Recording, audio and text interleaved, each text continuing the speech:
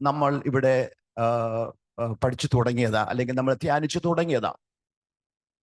യോഹന്നാൻ അപ്പോസ്തലൻ ലേഖനം എഴുതിയപ്പോൾ തൻ്റെ ജനത്തെ, വളരെ വയോധികനായിരിക്കുന്ന മനുഷ്യൻ, കുഞ്ഞുങ്ങളെ എന്ന് പറഞ്ഞുകൊണ്ട് അവർക്ക് ലേഖനം എഴുതിക്കൊണ്ട് അവരോട് പറയുന്ന ആ ലേഖനത്തിന്റെ, ഒന്നാം ലേഖനത്തിന്റെ അകത്ത് വലിയ മാർമിക സത്യങ്ങൾ ഉൾക്കൊള്ളിച്ചാണ് താൻ അത് ലേഖനം എഴുതിയിരിക്കുന്നത്. അതിൻ്റെ അകത്ത് നമ്മൾ വായിക്കുമ്പോഴത്തേക്ക് പിശാചിന്റെ മക്കൾ ആരാണ്, ദൈവത്തിന്റെ മക്കൾ ആരാണ്, ഒരു താരതമ്യ പഠനം അതിൻ്റെ അകത്ത് നടത്തിയിട്ടുണ്ട്.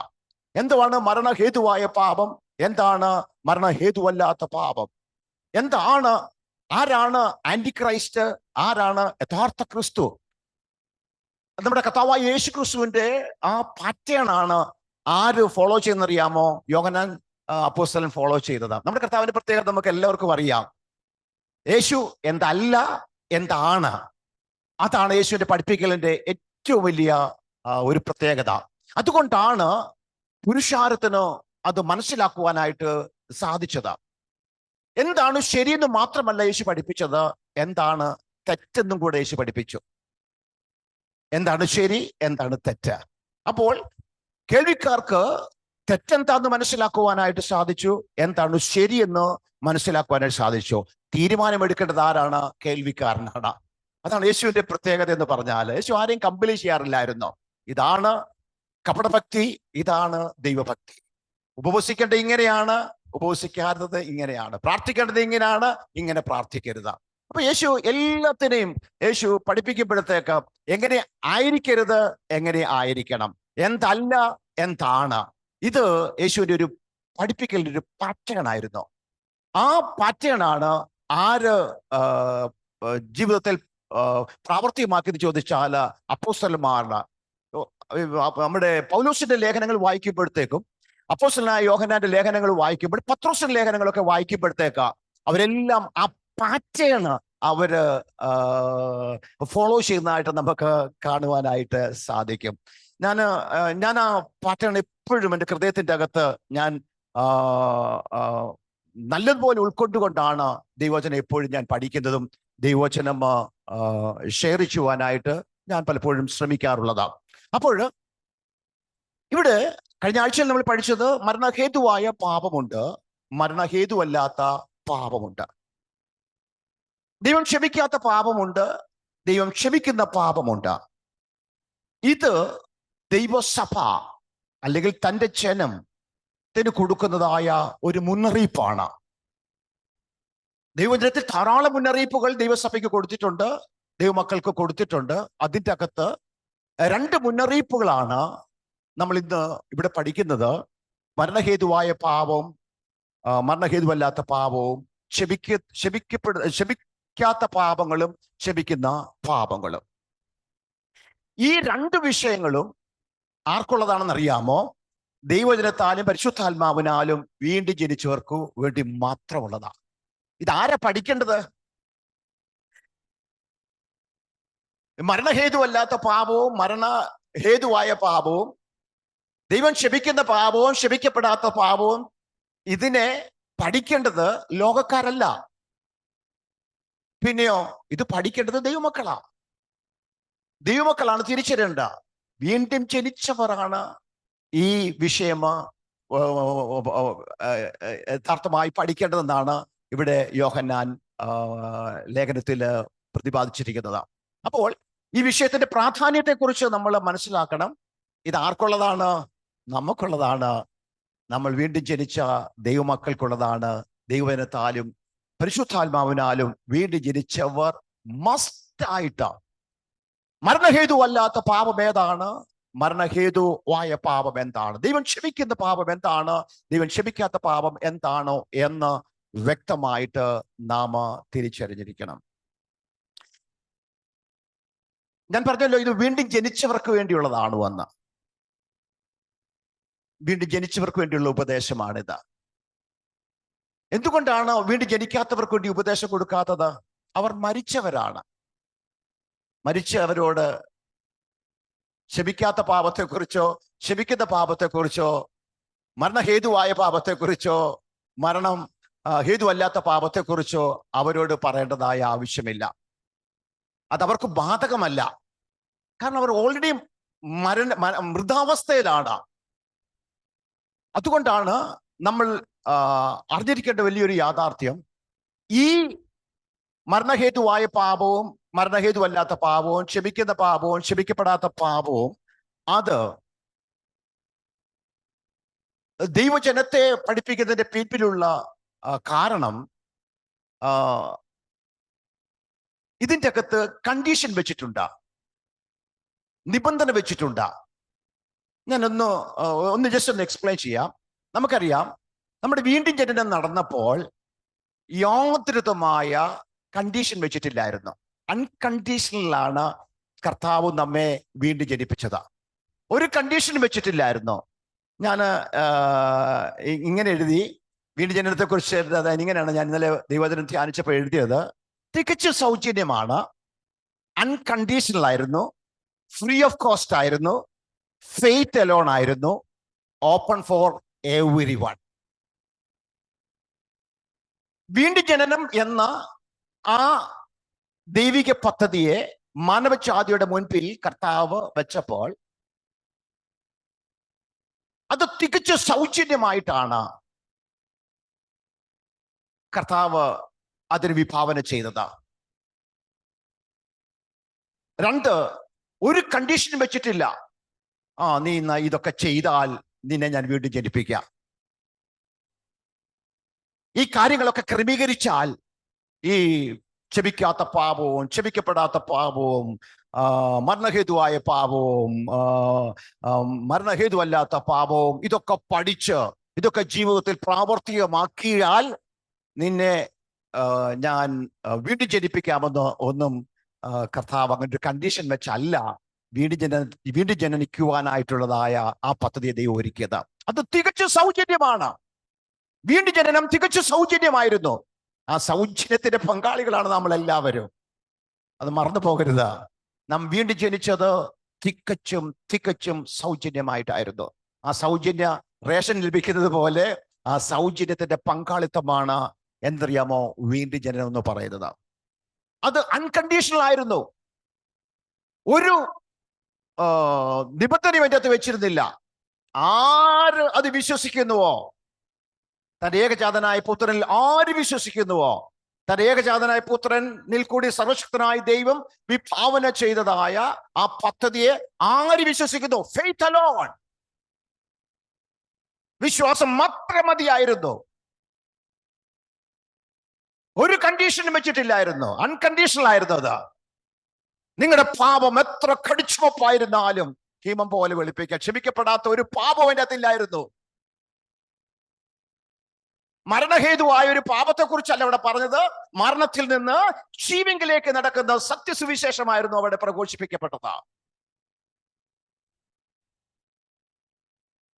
അപ്പോൾ ഈ വീണ്ടും ജനനത്തിന്റെ അല്ലെങ്കിൽ നമ്മൾ വീണ്ടും ജനിക്കപ്പെട്ടപ്പോൾ നമുക്ക് ലഭിച്ച പ്രിവിലേജ് എന്ന് പറയുന്നത് അത് തികച്ചും ഫ്രീ ഓഫ് കോസ്റ്റ് ആയിരുന്നു. ഒരു വിലയും നമ്മൾ കൊടുത്തില്ല. വില മുഴുവനും കൊടുത്തത് ആരാണ്? സർവശക്തനായ ദൈവമാണ്. തന്റെ പുത്രനിൽ കൂടി സകല വിലയും കൊടുത്തത് സർവശക്തനായ ദൈവമാണ്. ഫ്രീ ഓഫ് കോസ്റ്റ് ആയിരുന്നു. ഫെയ്ത്ത് അലോൺ, വിശ്വാസം മാത്രം മതിയായിരുന്നു. ഒരു പ്രവൃത്തിയും അതിനോട് കൂട്ടാൻ പാടില്ലായിരുന്നു. തികച്ചും വിശ്വാസത്താൽ. ഇത് ഓപ്പൺ ഫോർ എവരിവൺ. ആർക്കും വിശ്വാസത്താൽ വീണ്ടും ജനിക്കപ്പെടാമായിരുന്നു. വിശ്വാസത്താൽ വീണ്ടും ജനനത്തിലെ അനുഭവത്തിലേക്ക് കടക്കുവാൻ സാധിക്കും. ദൈവത്തിന്റെ മകളായി വീണ്ടും ജനിക്കപ്പെടാമായിരുന്നു. എന്നാൽ ഈ വീണ്ടും ജനിക്കപ്പെട്ട ദൈവമക്കൾക്ക് ഒരു പുനരുത്ഥാനം ദൈവം വിഭാവന ചെയ്തു. ദൈവരാജ്യ പ്രവേശനം ദൈവം വിഭാവന ചെയ്തു. രണ്ടും തമ്മിലുള്ള വ്യത്യാസം നമ്മൾ വ്യക്തമായിട്ട് അറിഞ്ഞിരിക്കണം. വീണ്ടും ജനിക്കപ്പെട്ടതായ ദൈവമക്കൾക്ക് മാത്രം ദൈവം വിഭാവന ചെയ്തിരിക്കുന്ന ദൈവത്തിൻ്റെ ഒരു പദ്ധതിയാണ് പുനരുത്ഥാനം. തേജസ്കരിക്കപ്പെട്ട ശരീരത്തോടുകൂടിയുള്ളതായ ഉയർത്തെഴുന്നേൽപ്പ്. അത് ഓപ്പൺ ഫോർ എവരി വൺ അല്ല. എല്ലാവരും ഉയർത്തെഴുന്നേൽക്കും. തേജസ്കരിക്കപ്പെട്ട ശരീരത്തോടു കൂടെ എല്ലാവരും ഉയർത്തെഴുന്നേൽക്കാമെന്നുള്ളതായ ഒരു ഓഫർ ആർക്കും കൊടുത്തിട്ടില്ല. അങ്ങനെ എന്നാൽ വീണ്ടും ജനിക്കുവാൻ എല്ലാവർക്കും അവസരം കൊടുത്തു. പക്ഷെ തേജസ്കരിക്കപ്പെട്ട ശരീരത്തോടുകൂടെ ഉയർത്തെഴുന്നേൽപ്പ് അത് തന്റെ ശിഷ്യന്മാർക്ക് മാത്രം കൊടുത്തതാണ്. അത് വീണ്ടും ജനിച്ചവർക്ക് മാത്രം ദൈവം വിഭാവന ചെയ്തതാണ്. ദിവ്യരാജ്യ പ്രവേശനം എല്ലാവർക്കും എല്ലാവർക്കും കൊടുത്തൊരു ഓഫർ അല്ല. ദൈവരാജ്യ പ്രവേശനം നമുക്കറിയാം, അത് വീണ്ടും ജനിച്ചവർക്ക് മാത്രം കൊടുത്ത ഓഫറാണ്. ഇനിയും ഈ തേജസ്കരിക്കപ്പെട്ട ശരീരത്തോടുള്ള ഉയർത്തെഴുന്നേൽപ്പും ദൈവരാജ്യ പ്രവേശനവും സൗജന്യമല്ല. അങ്ങനെ ആരും ചിന്തിക്കരുത്. വിശുദ്ധ വേദപുസ്തകം അത് സൗജന്യമാണെന്ന് പഠിപ്പിക്കുന്നേ ഇല്ല. ഞാൻ വീണ്ടും ജനിച്ചു, അതുകൊണ്ട് ഞാൻ നേരെ തേജസ്കരിക്കപ്പെട്ട ശരീരത്തോടു കൂടെ ഉയർത്തെഴുന്നേൽക്കും. ഞാൻ ദൈവ രാജ്യത്തിൽ എനിക്കൊരു വാം വെൽക്കം കിട്ടുമെന്ന് ആരും വൃഥാ മോഹിക്കരുത്. അങ്ങനെ വിശുദ്ധ വേദപുസ്തകം അങ്ങനൊരു ഓഫർ കൊടുക്കുന്നില്ല. അത് സൗജന്യമല്ല. എന്നാൽ അർഹതയുണ്ട്. എല്ലാ വീണ്ടെടുക്കപ്പെട്ട ദൈവമക്കൾക്കും, വീണ്ടും ജനിച്ച എല്ലാ ദൈവമക്കൾക്കും അർഹതയുണ്ട്. എന്തിനു വേണ്ടിയാണെന്നറിയാമോ? പുനരുത്ഥാനത്തിനും ദൈവരാജ്യ പ്രവേശനത്തിനും അവർക്ക് അർഹതയുണ്ട്. പക്ഷേ സൗജന്യമല്ല.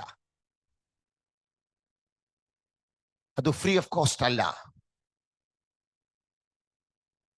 കണ്ടീഷൻ വെച്ചിട്ടുണ്ട്, വ്യവസ്ഥകളുണ്ട്. അതാണ് ലേഖനങ്ങൾ പഠിക്കുമ്പോൾ നമുക്ക് മനസ്സിലാക്കുവാൻ സാധിക്കുന്നത്. അതിനാണ് ലേഖനങ്ങൾ ദൈവസഭയ്ക്ക് എഴുതിയത്. സുവിശേഷം സകല മാനവ ജാതിക്കു വേണ്ടി ദൈവം തുറന്നു കൊടുത്തതായ ഒരു വാതിലാണ്. ഒരു കണ്ടീഷനും ഇല്ലാതെ, ഒരു കണ്ടീഷനും വെക്കാതെ ആർക്കും വിശ്വാസത്താൽ, ക്രിസ്തുയേശുവിലുള്ള വിശ്വാസത്താൽ ദൈവം ക്രിസ്തുയേശുവിൽ കൂടി ചെയ്തെടുത്തതായ രക്ഷകരമായ പദ്ധതിയിലുള്ളതായ ആ പദ്ധതി അംഗീകരിച്ചുകൊണ്ട് ആ വാതിൽ കൂടി ആർക്കും അകത്തു വരാം. പക്ഷേ വീണ്ടും ജനിച്ചതിനു ശേഷം വീണ്ടും ജനിക്കപ്പെട്ടവരുടെ മുമ്പിൽ ദൈവം വെച്ചിരിക്കുന്നതായ അടുത്ത രക്ഷാകരമായ പദ്ധതിയാണ് ശരീരത്തിന്റെ വീണ്ടെടുപ്പ് പ്ലസ് ദേഹിയുടെ വീണ്ടെടുപ്പ് പ്ലസ് ശരീരത്തിന്റെ വീണ്ടെടുപ്പ് പ്ലസ് ദൈവരാജ്യ പ്രവേശനം. ഇത് സൗജന്യ റേഷൻ അല്ല.